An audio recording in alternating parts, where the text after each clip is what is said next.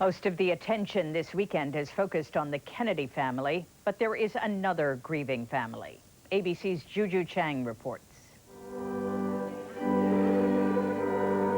Neighbors and friends of the Bessettes prayed today at a church in Greenwich, Connecticut, where Carolyn and her sister Lauren grew up.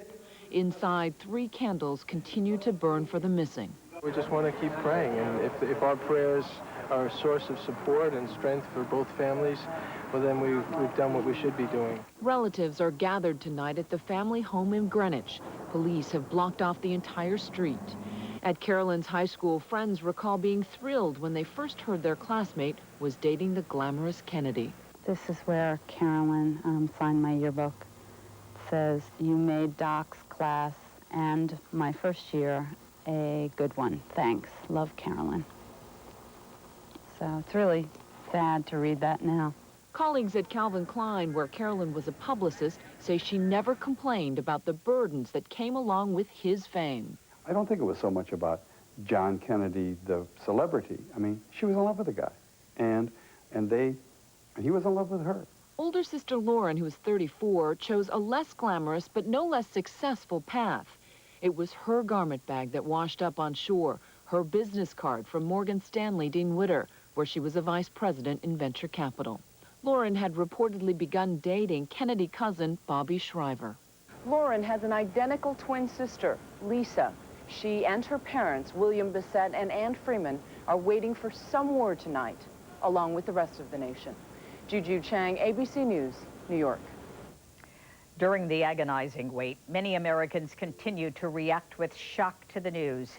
Here's ABC's Andrea McCarran.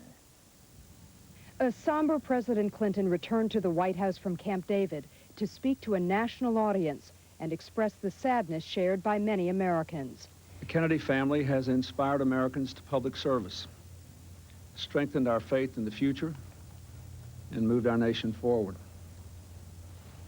Through it all, they have suffered much and given more. By now, there are few Americans who have not heard the news of yet another Kennedy family tragedy.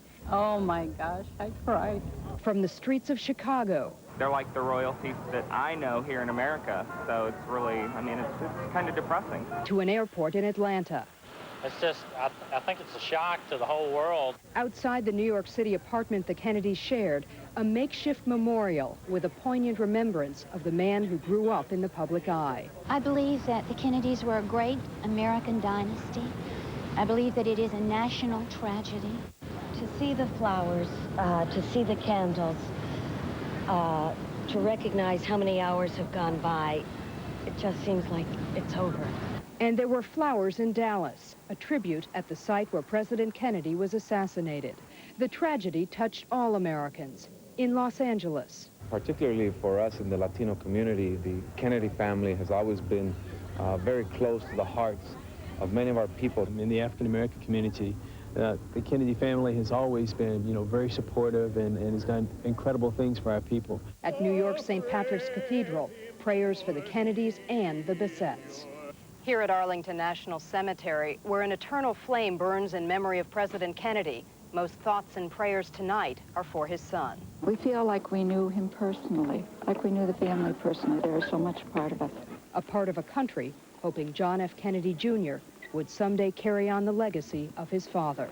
Andrea McCarran, ABC News, Washington. When we come back, a few of the other stories making news tonight as our Kennedy coverage continues.